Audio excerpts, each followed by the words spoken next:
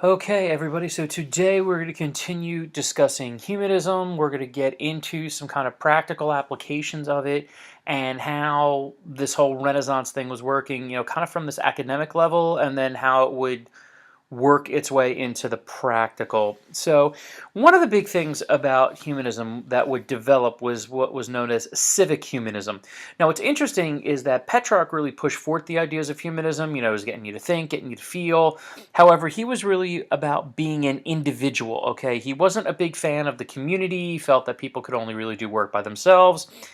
And that's going to change because in Italy, cities were really what it was all about. Okay, on the right there, you have a little city-state of Firenze, and Italy was set up at this point as a city-state. And again, the short of this, a city-state was, you had the main city, typically it was walled in some way, and then the area around it, it controlled really as far as it could go. So they were relatively small, often resulted in a lot of infighting, but anyway.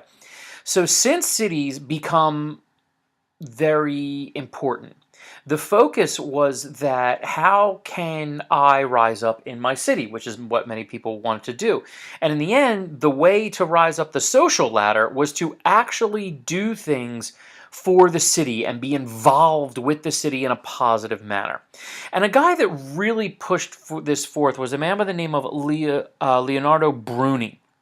Now, one of the big things that he started with is he did a biography on Cicero.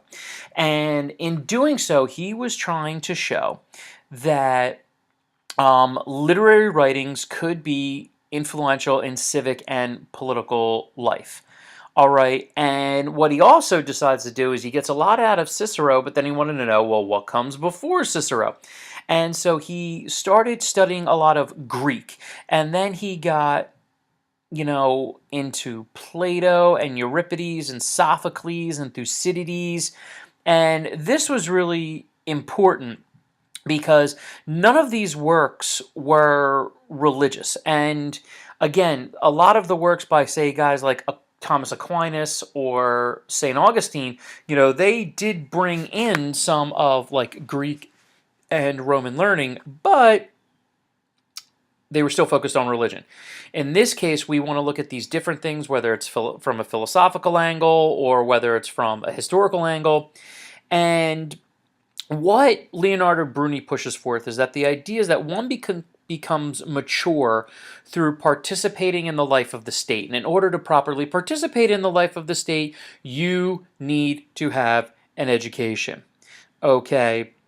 And that is the idea of, that is the greatest impact one can have, okay, is doing something to make where they live better.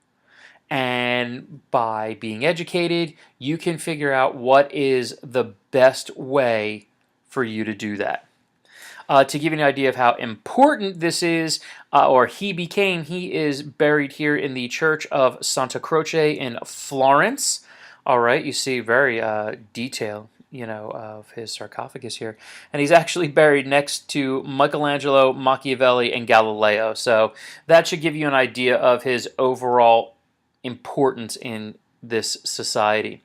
Now, humanism will also impact the government quite a bit. This idea of civic humanism, we want to push forth the state. As a result, we don't want to focus on the church anymore, that we are going to resist the church. We are going to do what is more important for us. And as a result, you are going to need very strong leaders. And these leaders can take a variety of different forms. For instance, in Florence, and we'll talk about these guys later, you have the de' Medici family, which is probably the single most important family to the early Renaissance, and I'll talk about those types of guys later. But the de' Medici family in Florence and forming a republic. You also have a kingdom in Naples that develops, as you see there in the south and in Sicily. And then you have familial dynasties. In Urbino and Mantua, you will have family groups set up these dynasties and kind of run as a monarch, if you will. But again, the focus is on them. Okay, and a fair amount of warfare existed as a result of that, but that's really, really important here. The other big thing is diplomacy. Okay. And now on the top right, or the top there, is the main impact of diplomacy upon the world in Star Wars. And, when a big Star Destroyer shows up, it has a lot of power here. But there was, again, a fair amount of warfare that existed, and the nations like France and Spain were trying to use their strength to dominate much of Italy, which they often did. And what these nations start to do is develop the modern diplomatic service, which in some cases can actually go back to the Mongols. But the idea here is, because you had so many states, we need to have embassies. And each embassy served as a place where nations could communicate. They could maybe try to knock down a potential conflict before it got out of control. You had representatives there from the leadership, but also the idea is that they are trying to gain information. I mean, you could call them spies if you want. That's kind of what they wanted to do. But nonetheless, the idea was that we're going to have a presence in these nations, little nations, the city-states, so we all know what each other's doing, and it's no different today. But probably the guy that would be the most influential here, and this is going to be important as my last thing that I talk about as far as the impact of humanism on government, was a writer by the name of Niccolo Machiavelli, who most people typically think he is a bad guy. And it really depends on how it is. I would encourage you to read The Prince. We're going to read some of The Prince, but so let's get into it. Initially, he was a government functionary in Florence. At one point, he gets banished because of his kind of wheeling and dealing, and the leadership in Florence was not a big fan of him. Eventually, he also served as a secretary, and he made lots of diplomatic visits to other states, and basically he had some big issues with France and Spain. And the issue was is he did not like Italy being dominated by foreign nations.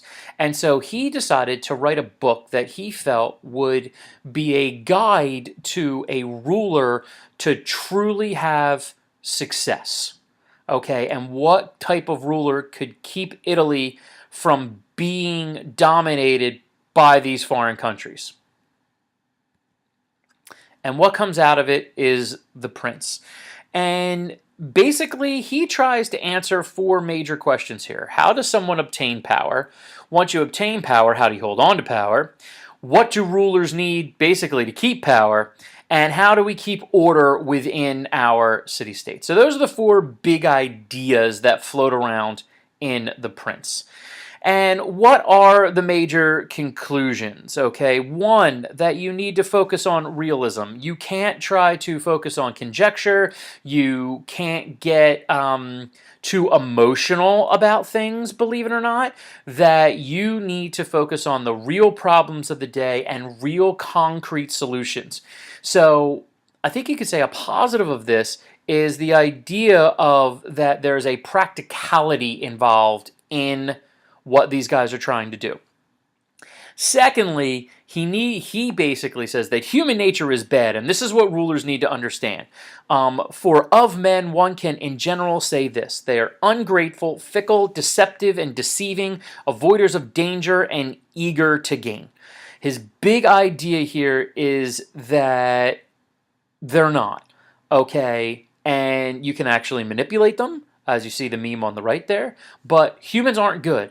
And if you focus on that and think people are always going to do the right thing, you are going to find yourself in trouble.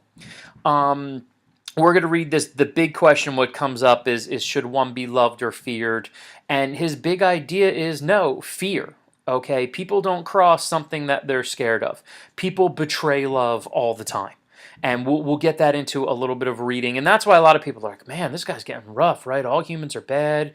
You have to always be practical. You can't be emotional. He does not believe in morals. He does not care if a ruler has a moral high ground, if you will. And a ruler cannot be restricted by morals. That you need to put the country first, and that's all that matters. Okay, if you have to step on some heads on the way to do it, so be it. And his book is remarkably influential. Okay. Today, something that is referred to as Machiavellian is this whole idea of being sneaky and manipulative and stuff like that, or um, none of it is positive. And it's a hard thing to think, like, what was he trying to do? Because as a result of his book continuing this influence, this kind of inspired a lot of absolute monarchs. We'll talk about Louis XIV and a bunch of other people that, we're in charge and this is what we're doing and that's how it goes and that's how it's going to be. And there's no questioning. Rulers rule with an iron hand. You either get with the program or you get out. And I don't know if it was all about that. There was definitely, he was definitely pretty straightforward, and it is a bit of a rough read when you go at it. But I mean, the book was tremendously influential, and in the end, what we see from this impact of humanism in civic life is that a lot of the development of modern diplomatic system, the importance of strong central leaders, this is the stuff that we get. All right, so we make sure we do our assignment, and we will continue on.